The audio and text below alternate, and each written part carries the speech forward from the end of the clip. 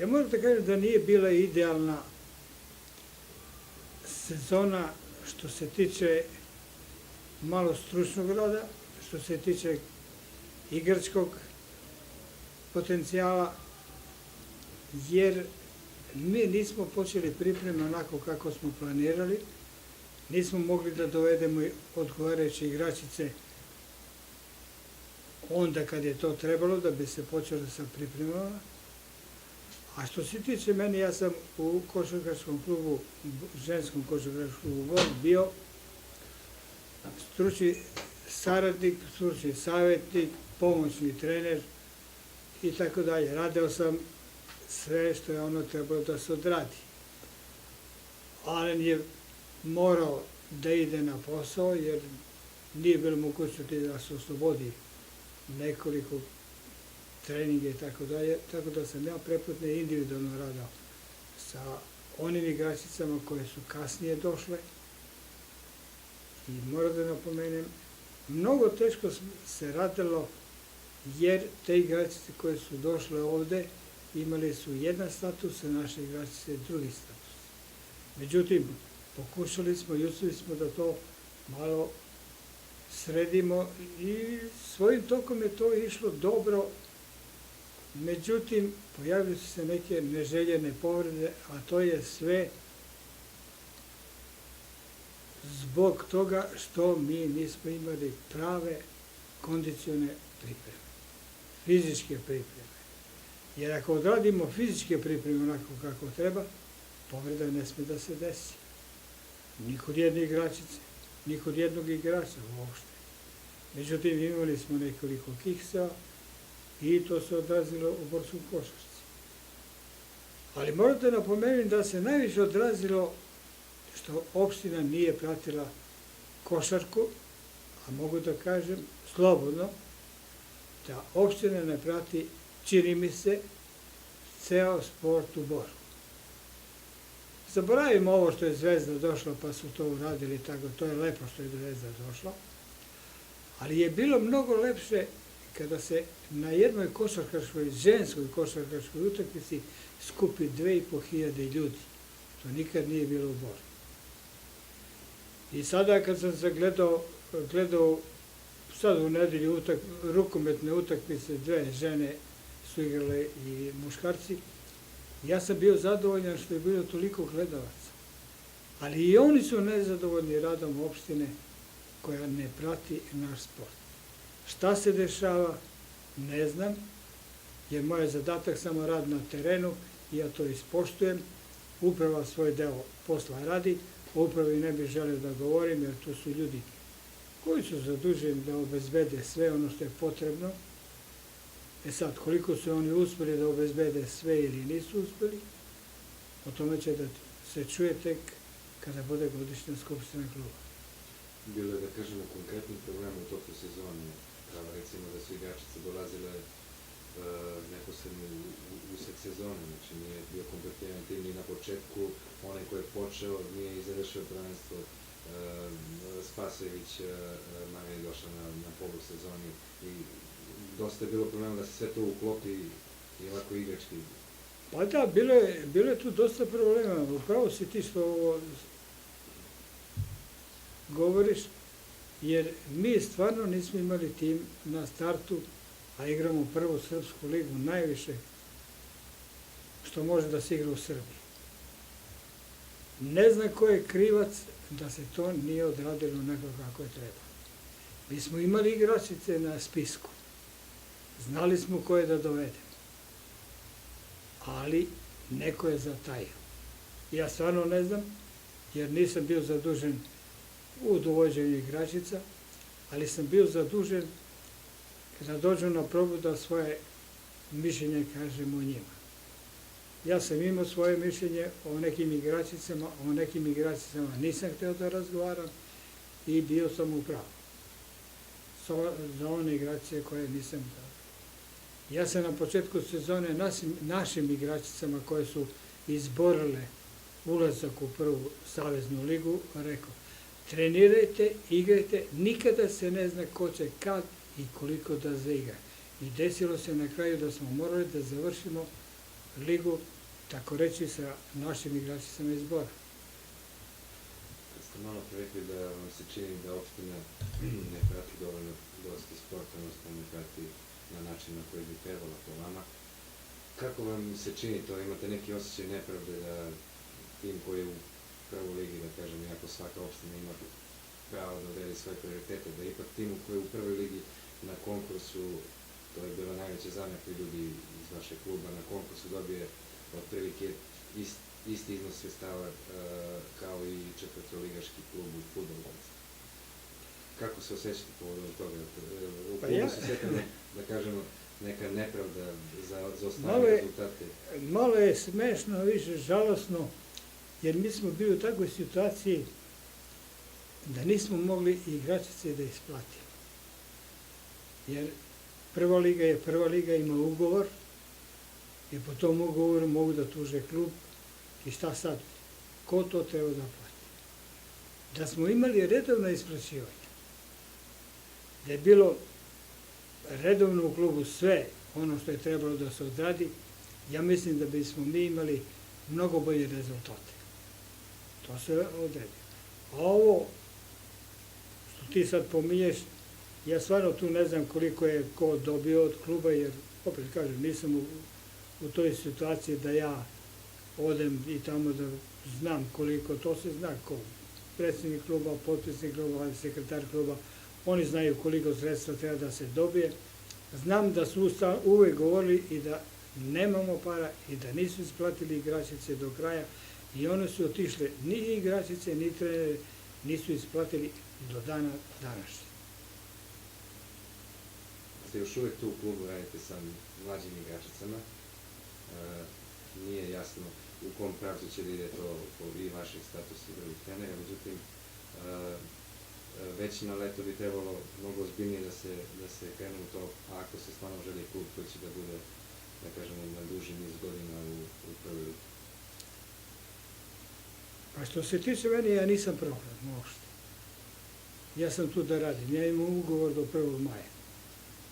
Ja sam tu da radim i ovo što radim sada sa ovim kadetkinjama, juniorkama i ove koje dolaze, koje su igrale za prvi tim.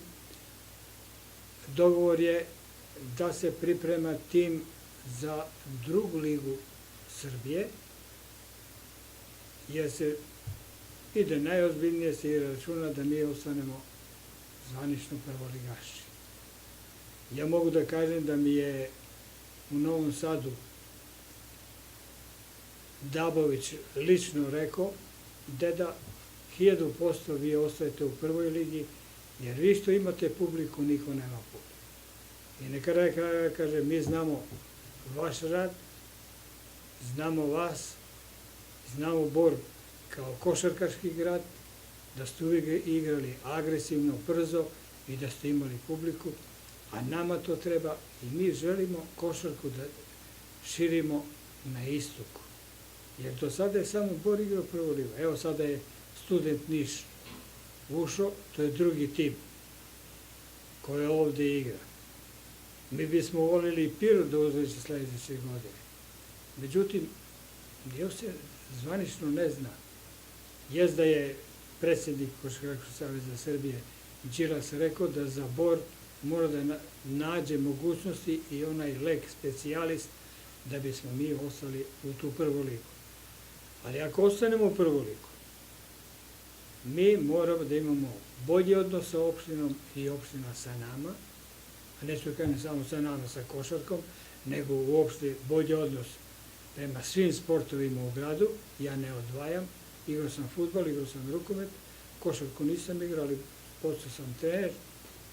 Tako da svi sportovi moraju onoliko koliko treba da se dobije, da dobiju, da bi mogli da žive i da rade. Da bi klubovi mogli da rade mnogo bolje. Mi, svi u gradu, moramo da se potrudimo i da stvorimo dobar košarkaški kadar, mislim na trenere. Trenerski kadar. Mi nemamo dobar trenerski kadar. Ja sam svuda rekao, vi svuda ćete govoriti. Nemojmo da dovodimo trenere sa strane. Ima naši treneri, dajte da pomognemo da završe fakultete, da završe, da imaju svi. Jer bez dobrog trenera rad ne može. Saradnja trenera u klubu mora da bude od pionira, pionirki, pa na gore, kadetkinje, juniorke i seniorski tim. Mi to nemamo za sada još uvek, ali je velika mogućnost da u svim klubovima to živi i da bi ovaj grad imao dobar sport.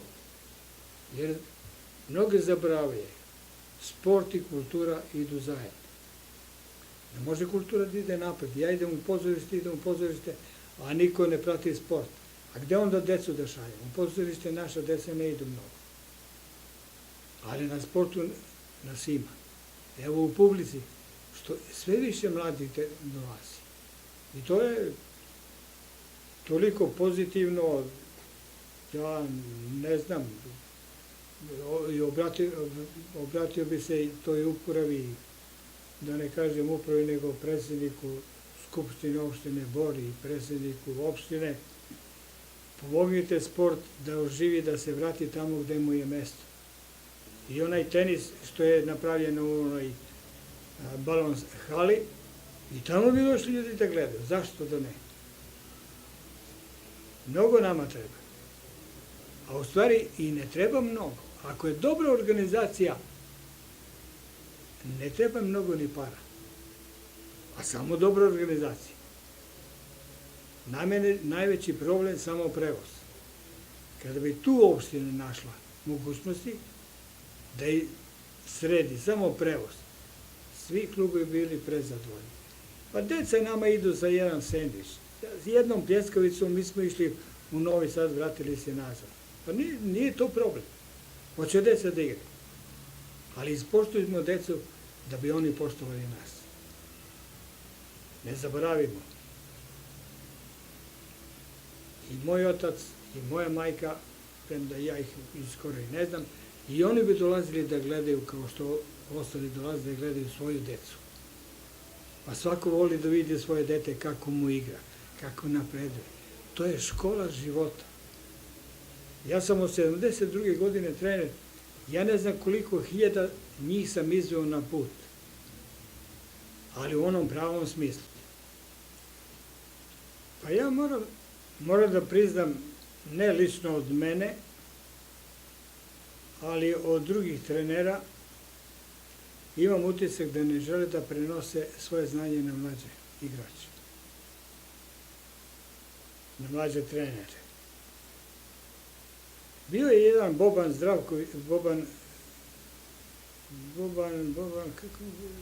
Zlatković u Boru, on je jedini od trenera, pa donekle Toni Allen, pročitali sve moje knjige koje sam ja imao i knjige koje sam ja napisao o košarci.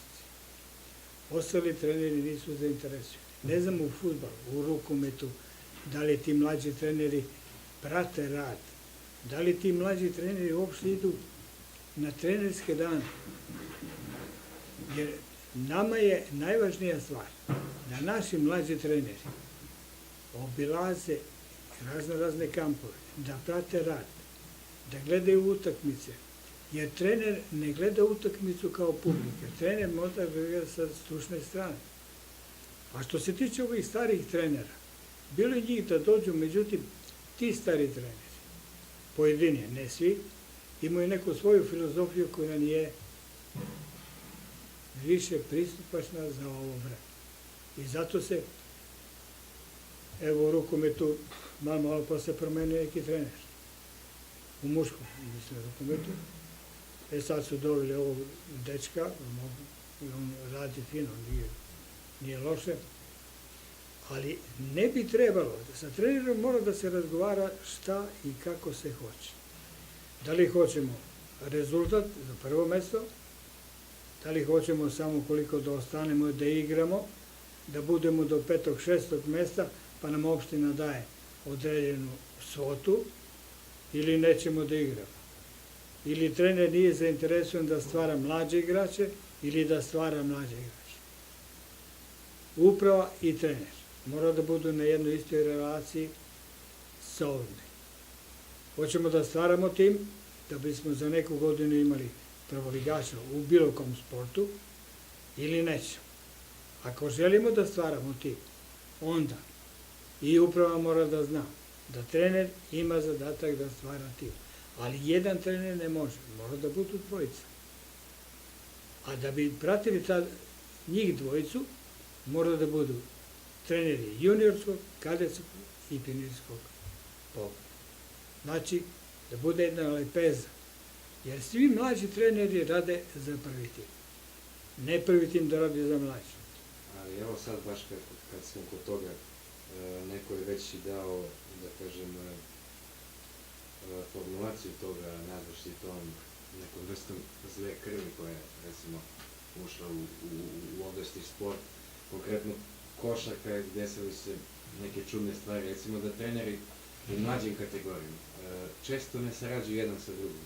Često kao da je u pitanju da nisu u istom klubu, nego svako vodi svoju neku selekciju. Kako onda doći do toga da se pravi igrači za prvi tim kad jednostavno nema ni komunikacije između, da kažem, trenera mlađih pionira i pionira, a da ne kažem o celoj strukturi do prvog tima? Ja bih tu rekao da nisu treneri krivi. Krivi su oni koji su ih angažovali. Ja, sad kao trener, ja moram da izaberem svog saradnika. Onaj ko će mene da sluša i koga će na kraju krajeva i ja da poslušam. Jer nisam ja najpametniji. Ali to što se dešava u pojedinim klubovima, to je već i bruka predsednika kluba, potpredsednika kluba, a i cele uprave.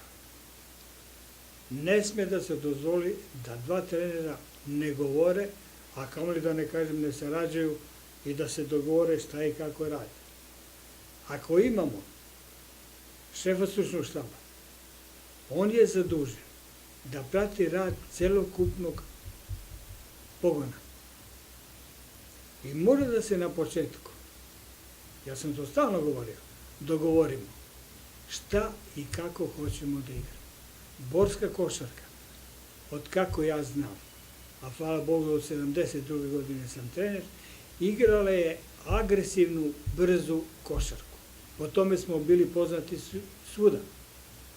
I to je ostalo kao amanet svim trenerima i tako dalje. I ja sad zahtevam ove mlađe treneri kojih ima, igrajte agresivnije, igrajte brže, ne interesuje me da li su devojčice ili muškarci. Košarka je košarka. A ne dozvolite da igraju grubo, da se tuku. To ne volim. Brza kolektivna igra donosi rezultat. Saradnja trenera, velika stvar. Mi nemamo još uvek tu saradnju kako bi ja voleo, da recimo jednom mesečno se treneri sastanu i sad svako trener iznese svoj problem. Šta i kako ima problema. Da li sa roditeljima, da li sa salom, da li sa loptama, da li sa opremom. Sve to mi mora da znamo i da se dogovorimo da uradimo onako kako je najbolje. A to treba i svi klubovi. Svi klubovi to da rade. Ja sam igrao fudbal, znam, kada je Gegić bio, svi mlađi treneri koji su tamo bili, morali su da ga, stajali su mirno pored njega. Nisu smeli da kažu, a on je zahtevo i stvorio je Bor dobar tim. To je bilo 61. 62. je Bor ušao u drugu ligu protiv Užica na kvalifikacije sa 4-2 smo pobedili u Beogradu. Šta je još potrebno da se napravi, da bi jedan klub bio stabilan prvoligaš, recimo evo sada ženske košarke u Prilici? Ja sam na početku rekao, ako nemamo školovane trenere, nemamo ni školovane igrače. Jer trener, kada ode na fakultet, on uči pedagogiju sporta i on mora to da prenese mlađim, da im prenese.